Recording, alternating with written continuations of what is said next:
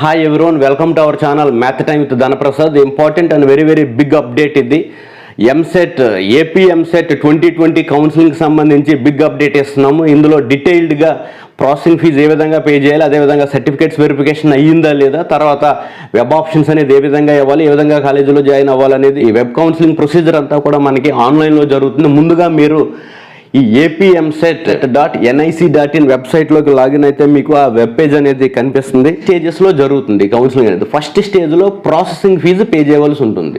Processing fee pay చేసిన తర్వాత మన సర్టిఫికేట్స్ ఆల్రెడీ వెరిఫైడ్ అయి ఉంటే మనం వెంటనే యూజర్ ఐడి పాస్వర్డ్ వస్తుంది, మనం ఆప్షన్స్ అనేది ఎంటర్ చేసుకోవడానికి అవకాశం వస్తుంది. అదేవిధంగా సర్టిఫికేట్ వెరిఫికేషన్ జరగకపోతే నాట్ ఎలిజిబుల్ అని వస్తుంది, మనం కంపల్సరీ హెల్ప్ లైన్ సెంటర్కి అటెండ్ అవ్వాల్సి ఉంటుంది. సో నెక్స్ట్ స్టేజ్లో సర్టిఫికేట్స్ వెరిఫై అయిన తర్వాత మనం డేట్స్ అనేది అనౌన్స్ చేయడం జరుగుతుంది. వెబ్ ఆప్షన్స్ అనేది ఇచ్చుకున్న తర్వాత ఏ కాలేజీలో అదేవిధంగా ఏ బ్రాంచ్లో మీకు సీట్ వచ్చిందనేది తెలుస్తుంది. ఇప్పుడు కొంచెం డీటెయిల్డ్గా చూద్దాం. సో డీటెయిల్డ్గా చూస్తే Eamcet 2020 అడ్మిషన్స్ అనేది detailed notification for web counselling అనేది మరి వెబ్సైట్లో ఉంచడం జరిగింది మీకు. So step 1, payment of processing fee ఏ విధంగా పే చేయాలి. ముందుగా మనం Eamcet.nic.in లాగిన్ అయితే ఫస్ట్ ర్యాంక్ నుంచి లాస్ట్ ర్యాంక్ వరకు వచ్చిన స్టూడెంట్స్ అందరూ కూడా 23rd నుంచి మనం పే చేయొచ్చు. ఈ ప్రాసెసింగ్ ఫీజు అనేది ఎలా పే చేయాలనేది చూస్తే మనకి అదే వెబ్సైట్లో పే ప్రాసెసింగ్ ఫీజ్ అనే ట్యాబ్ కనిపిస్తుంది. దాన్ని టచ్ చేయగానే మీకు enter Eamcet hall ticket number అదేవిధంగా ర్యాంక్ అనేది ఎంటర్ చేసి పే ఫీ ఆన్లైన్ అనేది మీరు క్లిక్ చేయవలసి ఉంటుంది. వెంటనే మీకు గేట్వే ఓపెన్ అవుతుంది, పేమెంట్ గేట్వే. దీంట్లో మనం క్రెడిట్ కార్డు ద్వారా కానీ, నెట్ బ్యాంకింగ్ ద్వారా కానీ, డెబిట్ కార్డు ద్వారా కానీ మనం పేమెంట్ అనేది చేయొచ్చు. సో ఈ పేమెంట్ అనేది ఎంత చేయవలసి ఉంటుంది అంటే ఓసీబీసీ స్టూడెంట్స్ 1200, అదేవిధంగా SC/ST స్టూడెంట్స్ 600 అనేది పే చేయవలసి ఉంటుంది. పేమెంట్ చేసిన తర్వాత మీరు స్క్రీన్ షాట్ తీసుకోవచ్చు, లేదంటే వెంటనే మీరు ప్రింట్అవుట్ ఒకటి తీసుకుని దగ్గర పెట్టుకోవాల్సి ఉంటుంది. సో ఈ పేమెంట్ చేసే టైంలో ఏదైనా నెట్వర్క్ ఇష్యూస్ వల్ల కానీ, సైట్ ఇష్యూస్ వల్ల కానీ పేమెంట్ అమౌంట్ డెబిట్ అయినా అంటే కట్ అయినా కానీ మనకి మెసేజ్ రాకపోతే ఒక 5-10 మినిట్స్ వెయిట్ చేసి మరలా ఇంకొకసారి పేమెంట్ చేయొచ్చు. ఎక్స్ట్రా కట్ అయిన పేమెంట్స్ ఎన్ని ఉన్నా సరే అవి ఒక 4 డేస్లో మీ బ్యాంక్ అకౌంట్స్కి రివర్స్లో మరలా క్రెడిట్ అవ్వడం అనేది జరుగుతుంది. సో అదేవిధంగా జరగకపోతే setsrefund2020@gmail.comకి మనం మెయిల్ పెడితే ఫెయిల్ అయిన ట్రాన్సాక్షన్స్ అన్నీ కూడా మన అమౌంట్స్ కట్ అయినవి మరలా రిటర్న్ అనేది రావడం జరుగుతుంది. పేమెంట్ మాత్రమే వాళ్ళు తీసుకోవడం జరుగుతుంది. సో ప్రాసెసింగ్ ఫీజు పే చేసిన తర్వాత మనకి చెక్ వెరిఫికేషన్ స్టేటస్ అనే ట్యాబ్ కనిపిస్తుంది. దాన్ని టచ్ చేయగానే ఎలిజిబుల్ ఆర్ నాట్ ఎలిజిబుల్ అని వస్తుంది. దీని మీనింగ్ ఏంటి, అప్లై చేసే టైంలో మీరు ఆల్రెడీ మీ డీటెయిల్స్ అని అప్లోడ్ చేస్తున్నారు కాబట్టి సో అన్ని డాక్యుమెంట్స్ మీరు అప్పుడు కరెక్ట్గా అప్లోడ్ చేస్తుంటే మీకు ఎలిజిబుల్ అని వస్తుంది. మీ మొబైల్కి యూజర్ ఐడి పాస్వర్డ్ కూడా ఇవ్వడం జరుగుతుంది.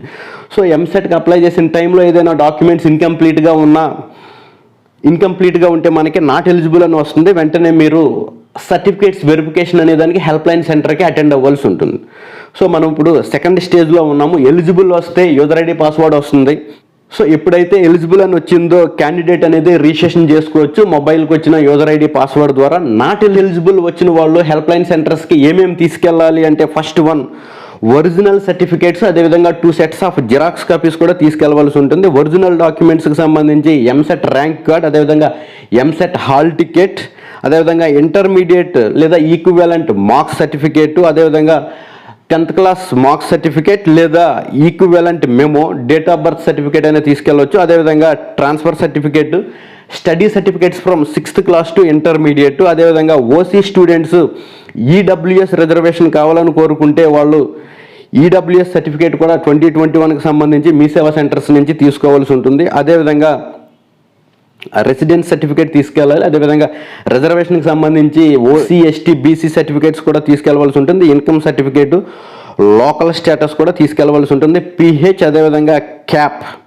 ఎన్సీసీ స్పోర్ట్స్ సర్టిఫికేట్స్ కూడా కావాల్సిన వాళ్ళు ఆ సర్టిఫికేట్స్ కూడా తీసుకెళ్ళవాలి. ఎవరికైతే నాట్ ఎలిజిబుల్ అని వచ్చిందో వాళ్ళు ర్యాంక్స్ వైజ్గా మీకు అక్కడ చూపిస్తున్నాము. 23rd October 2020 ఫస్ట్ ర్యాంక్ నుంచి 20,000 ర్యాంక్ వరకు వచ్చిన వాళ్ళందరూ 23rd మీరు అటెండ్ అవ్వాల్సి ఉంటుంది. అదేవిధంగా 20,001 to 50,000 ర్యాంక్ వచ్చిన వాళ్ళందరూ 24th హెల్ప్ లైన్ సెంటర్కి అటెండ్ అవ్వాలి. అదేవిధంగా 50,001 ర్యాంక్ నుంచి 80,000 వరకు ర్యాంక్ వచ్చిన వాళ్ళు 25th అటెండ్ అవ్వాల్సి ఉంటుంది. 26th 80,001 నుంచి 1,10,000 ర్యాంక్ వాళ్ళందరూ కూడా హెల్ప్ లైన్ సెంటర్కి అటెండ్ అవ్వాలి. అదేవిధంగా 27th 1,10,001 నుంచి లాస్ట్ ర్యాంక్ వరకు వచ్చిన వాళ్ళందరూ కూడా సర్టిఫికేట్స్ వెరిఫికేషన్ అనేది నియరెస్ట్ హెల్ప్ లైన్ సెంటర్కి మరి అటెండ్ అయ్యి సర్టిఫికేట్స్ వెరిఫికేషన్ అనేది చేయించుకోవాలి ఇంతకుముందు చెప్పిన డాక్యుమెంట్స్తో. ఇంపార్టెంట్ నోట్ ఏంటి అంటే పిహెచ్ అదేవిధంగా sports games NCC and Anglo Indian candidates అనేది government polytechnic Vijayawada near Benz సర్కిల్లో మాత్రమే మరి ఇక్కడ వెరిఫికేషన్ అనేది చేయించుకోవాల్సి ఉంటుంది.